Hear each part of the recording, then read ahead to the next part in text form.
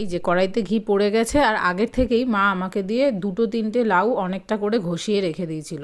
এই দিনকে আমাদের বাড়িতে হচ্ছিল লাউয়ের পায়েস। এই রেসিপিটা ছিল আমার দিদার, মানে মায়ের রেসিপি।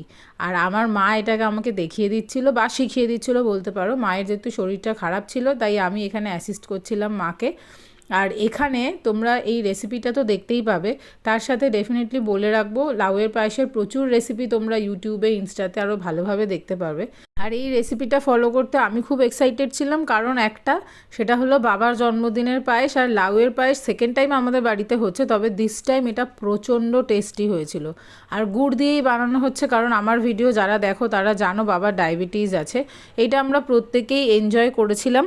আর এই রেসিপিটার সাথে সাথেও আমার মায়ের স্মৃতি থেকে গেল আমাদের সাথে। তোমাদেরকে আগেই বলেছিলাম আমার দাদুর তৈরি করা একটা রেসিপি মা আগে আমাদের সাথে শেয়ার করেছিল, আজকে করে দিল দিদার রেসিপি।